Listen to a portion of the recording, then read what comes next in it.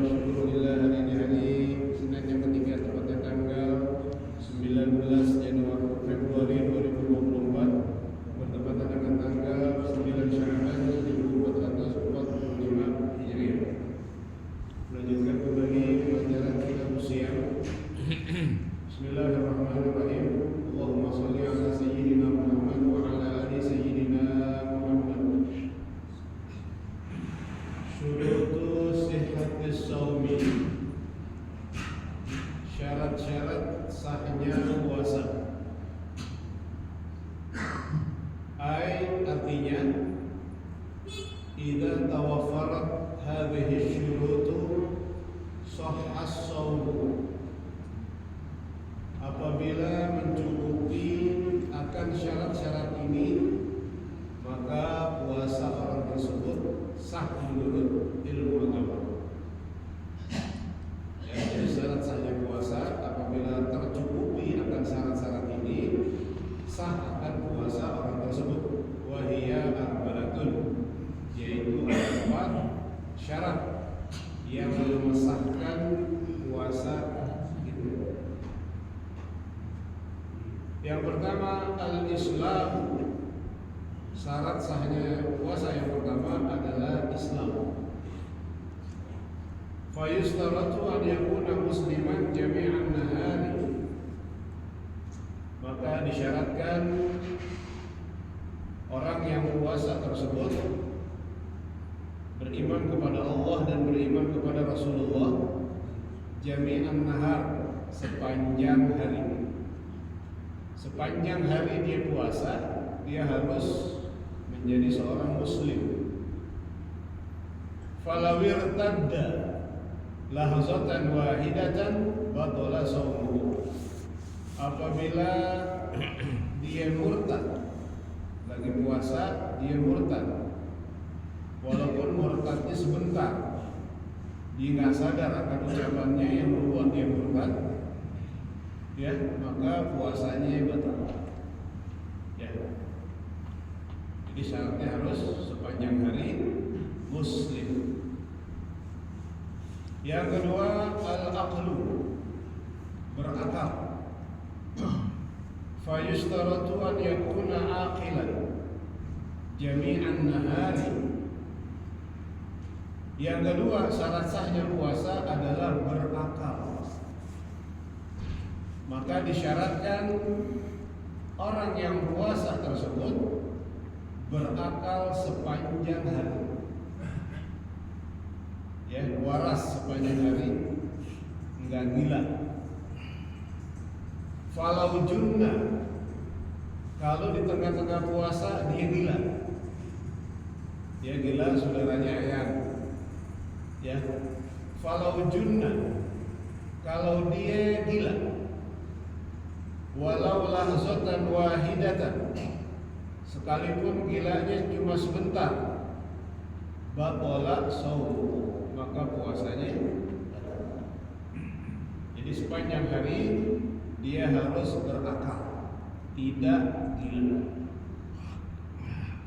Wa amal ighma wa sukru, adapun pingsan dan mabuk, fasayati tafsiluhu fi mubtilatis shaum, maka akan datang penjelasannya di dalam hal-hal yang membatalkan puasa. Itu yang kedua, berakal. Ya. Kemudian yang ketiga, syarat sahnya puasa yang ketiga, an-naqa'u minal haydhi wan nifasi, suci dari haid dan nifas. Fayushtaratu an takuna al-mar'atu tahiratan jami'an nahari, maka disyaratkan bagi wanita tahiratan jami'an nahari, suci sepanjang hari. Ya, dari mulai subuh sampai maghrib, si perempuan kagak haid, si perempuan kagak nifas. Falau hadat walau fi akhir lahzatin batala shaumuha, kalau di tengah-tengah puasa dia haid, dia lagi puasa, di tengah-tengah puasa dia haid, boleh jam 7 pagi, jam 8, jam 9, jam 10, walau fi akhir lahzatin, sekalipun haidnya tinggal dikit lagi mau maghrib, 10 menit lagi mau maghrib, 5 menit lagi mau maghrib, keluar darah haid, batala shaumuha, maka puasanya batal. Ya, puasanya batal. Ya, perempuan kalau yang 10 menit lagi mau maghrib keluar darah haid, apa saja? Ya, dikit lagi mau maghrib, keluar darah haid, batal puasanya. Wa kadzalika, dan begitu pula, lau tahurat athna'ahu, kalau di tengah-tengah puasa si perempuan suci dari haid dan nifas. Kalau tadi lagi puasa perempuan haid, sekarang lagi puasa, kita lagi pada puasa nih, perempuan selesai haid atau selesai nifas, dengan tanda keluar cairan bening putih kemaluan. Nah, itu dia tanda kalau dia udah suci. Bagaimana itu perempuan? Kalau lagi puasa, kita lagi pada puasa, dia selesai haid, ya selesai haid, jam 12 umpamanya, ya selesai haid, keluar cairan bening putih. Bagaimana dia si perempuan? Karena dari jam 12 sampai maghrib masih ada waktu, sementara dia udah suci. Walakin yusannu laha imsak, bagi perempuan yang di tengah-tengah kita lagi puasa dia selesai haid, disunnahkan bagi dia untuk nggak makan nggak minum. Ya, jadi kalau kita punya harim lagi puasa, dia selesai haid dari jam 10 sampai selesai haid, nah disunnahkan bagi perempuan tersebut nggak makan nggak minum sampai malam. Tapi jangan dia puasa, niat nggak makan nggak minum aja. Kenapa? Karena wa yahrumu ala haidin wa nufasa'a al-imsaku bi niyati shaum. Karena haram bagi orang yang haid dan nifas nggak makan nggak minum dengan niat puasa. Hukumnya kan dia lagi haid karena dari subuh dia masih haid, cuma di tengah-tengah orang puasa dia suci. Tapi kalau dia mau makan, kalau dia mau minum ya boleh, nggak apa-apa ya. Dan diharamkan, nah diharamkan bagi perempuan, ya kalau dia punya harem, punya anak, ya diharamkan bagi dia, bagi si perempuan, ketika lagi haid, kan boleh makan tuh perempuan lagi haid, nggak puasa kan, nggak minum, tapi boleh minum. Diharamkan bagi perempuan, ketika dia lagi haid dan nifas, yang posisi dia lagi nggak puasa. Haram hukumnya dia makan minum di depan anak kecil yang lagi belajar puasa. Ya hukumnya haram dia makan, dia minum di depan anak kecil yang lagi belajar puasa. Dia punya anak umurnya baru 5 tahun, baru 7 tahun, lagi belajar puasa, walaupun puasanya bukannya zuhur. Nah si perempuan dia dikit-dikit lagi haid, nggak boleh tuh makan depan dia, nggak boleh minum depan dia, hukumnya haram. Tapi kalau makan dan minum depan kita suaminya atau depan orang dewasa, ya hukumnya mak, ya hukumnya mak, kelas, ya. Nah itu perempuan yang lagi haid dan nifas. Yang terakhir syarat sahnya puasa al-ilmu biqaulil waqti qabilan as-shaum. Ya dia tahu bahwa hari yang dia puasa emang diwajibkan puasa. Dia tahu besok Ramadan. Ya. Dia tahu besok 1 Ramadan. Dia ada ilmu, dia ada pengetahuan. Nah itu dia yang menjadikan sahnya dia buat. Ya, lanjut. Syurutu wujubis shaum, syarat-syarat wajib puasa. Tadi syarat sahnya puasa. Sekarang syarat wajib puasa. Ai artinya idza tawaffarat hadhihi syurutu wajib shaum wa hiya khamsatun. Syarat wajib puasa artinya apabila mencukupi akan syarat-syarat ini, maka puasa wajib bagi dia. Ya, apabila syarat-syarat ini tercukupi, memenuhi syarat bagi seseorang, maka orang tersebut wajib puasa. Wahia khamsatun, ada 5 syarat yang mewajibkan orang puasa. Nah, itu wajib puasa apa enggak di besok? Tergantung apakah 5 syarat ini terpenuhi oleh kita. Kalau 5 syarat ini terpenuhi oleh kita, maka kita wajib puasa. Yang pertama syarat wajib puasa al-Islam. Pertama Islam. Yang berarti syarat pertama kita terpenuhi. Yang kita Muslim, beriman kepada Allah, beriman kepada Rasul. Pertama. Yang kedua at-taklif, ya mukallaf, akil balik, berakal dan dewasa. Ya berakal, enggak gila. Ya enggak gila.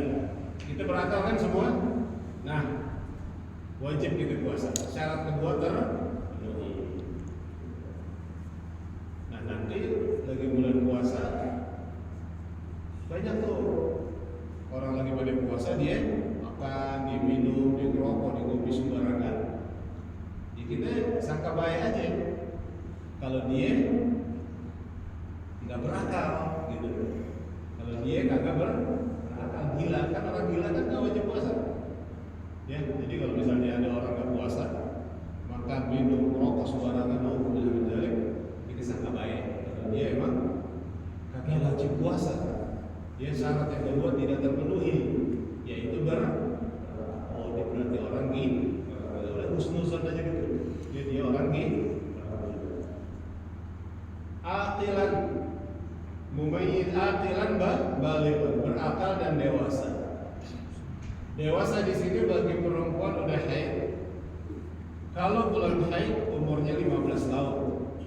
Atau yang lagi ngimpi basah. Kalau belum ngimpi basah umurnya sampai 15 tahun. Ya, jadi dua syarat ini udah terpenuhi ya begitu.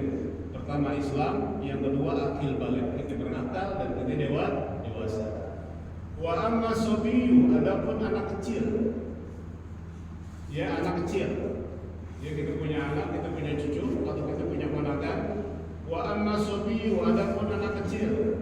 Fayajibu ala wali amrihi an ya'murahu bisawmi sab'i sinin.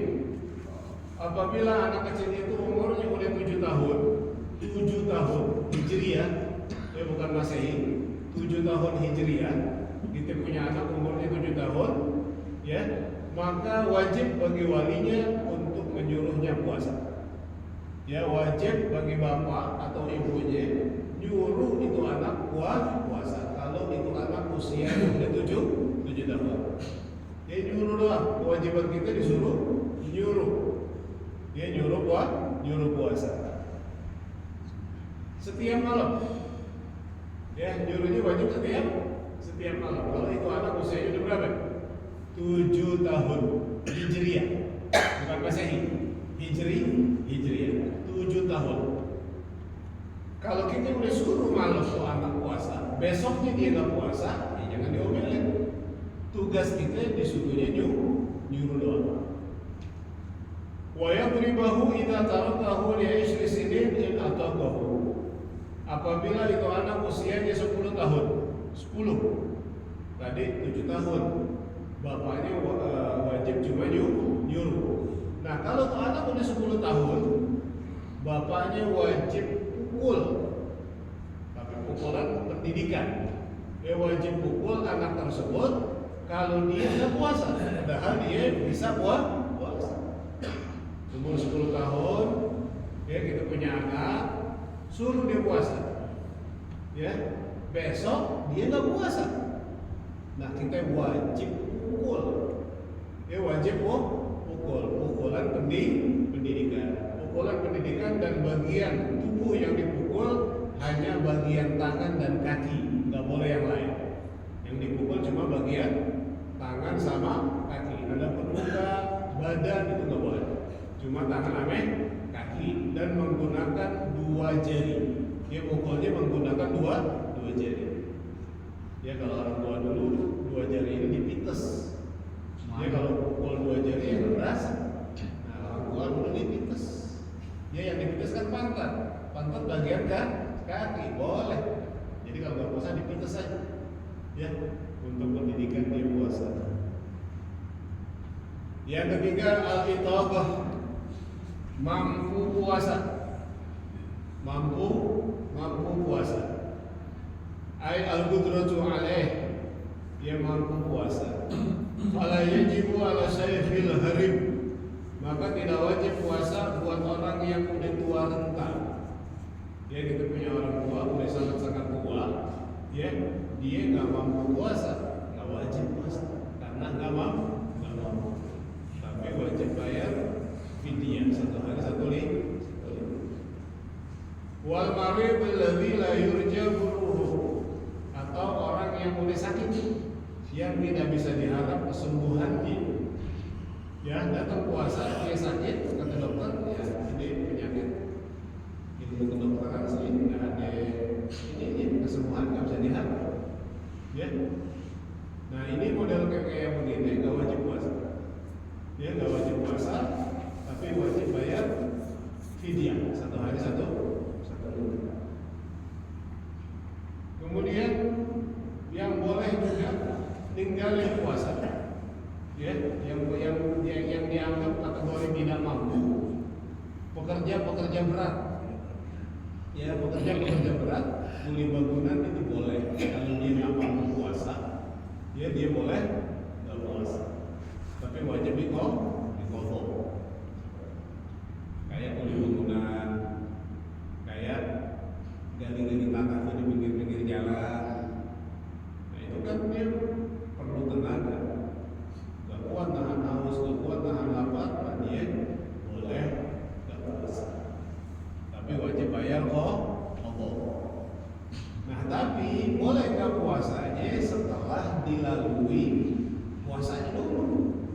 artinya tetap dia puasa, dia niat puasa, ya, dia tetap puasa subuh, ya, jam 7 jalan kerja, atau jam 8 baru mulai kerja, dia wajib masih puasa, jam 9 dia udah menggali, ya, udah menggali tanah umpamanya, masih kuat tahan lapar tahan haus, masih wajib, nggak boleh.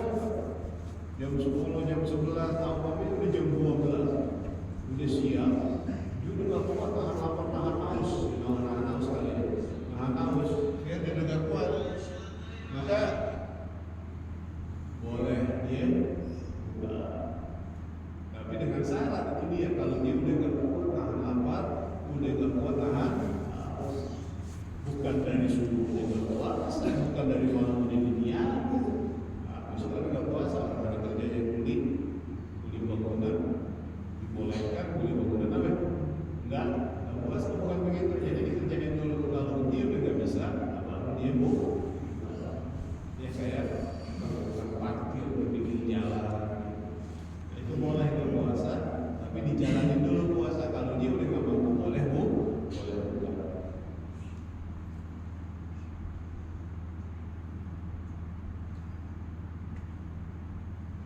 Ya, nah tadi orang yang nggak mampu puasa, pekerja berat, boleh dia nggak puasa, tapi wajib foto. Di sini tambahin watajibu niyatut tarakhus indal fitr, wajib niat rukhsah ketika berbuka. Jadi kan pekerja boleh nggak puasa, jam 12 dia juga kuat, akhirnya dibuka. Nah, ketika buka dia wajib niat tarakhus, nawaitu rukhsah lillahi ta'ala, aku niat mengambil izin untuk tidak puasa karena Allah. Itu wajib ada niat rukhsah atau niat tarakhus, ya. Jadi jangan cuma makan minuman, ada niat rukhsah atau niat tarakhus. Nah, termasuk juga orang yang sakit, ya orang yang sakit juga yang nggak bisa diharap semuanya juga wajib niat tarakhus. Nah, itu rukhsah minallahi ta'ala idul fitr.